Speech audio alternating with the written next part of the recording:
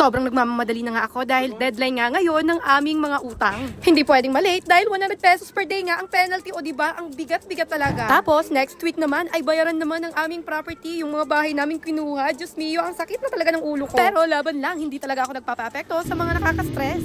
Print, ano ma'am, print? Unavailable. Messenger? Nakakapag-send naman nga yung mga nagpapaprint. Pook TV, kulay yellow yung profile. Ano name mo? I-search ko na lang. Ako magla-like. Mitch. Ganyan. Apo. Dalawa siya, nasend ko na yung isa. Ilong na natin para sure kasi mukhang mahaba. Okay po, sige po. Ma'am, tagilan po. Tag-isa lang. Yes po, tayo isang hapo.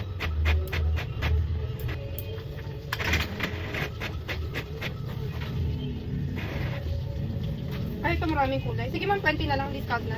Thank you. 25 dapat. Ayun ma'am, 30. Thank you. Payment. Alam mo gaya na po wifi? Sige. Wi-Fi? Anong ano? Converge? Ay ma'am, alam mo yung messenger ko? Wala kang dalang bill? Wala. Isan mo na lang sa Pook TV. Wala akong wifi. Ay, walang wifi. Sige, akin na. Picturean ko na lang. Ay, hindi. Picturean ko po para sure. Ito? Magkano to, ma'am? 1.5? 1.5. Apo. Nakapangalan kanino? Yun din po lang. Ito yung mismong pangalan mo? Ito nakakopyahin ko. Antay mo yung resibo, send ko na lang sa messenger mo. Antay mo yung resibo? Kasi dalang din po sa ano. Oo, isa-save ko parehas.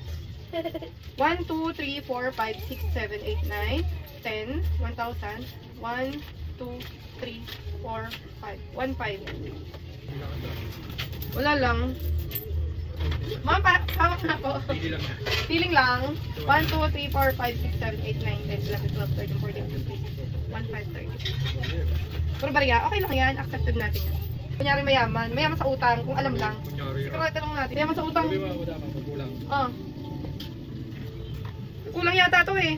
May mga customer talagang puro barya ang binabayad. Kaya eto, hirap na hirap ako. Nagmamadali ako kasi minsan meron nang pumipila dyan sa harapan ko. Alam nyo naman, dalawa lang kami ni Mister. At na-timingan pang si Mister ay nagsusundo ng estudyante. Kaya nagmamadali akong bilangin ang payment nila kahit barya pa yan. Syempre, ayaw nating malusutan, ayaw nating kulang. Kasi barya-barya nga lang din ang aming tubo, lalo na sa mga bayad center. Kaya dapat dino-double check natin bago natin i-accept at paalisin ang customer. Wait lang ba?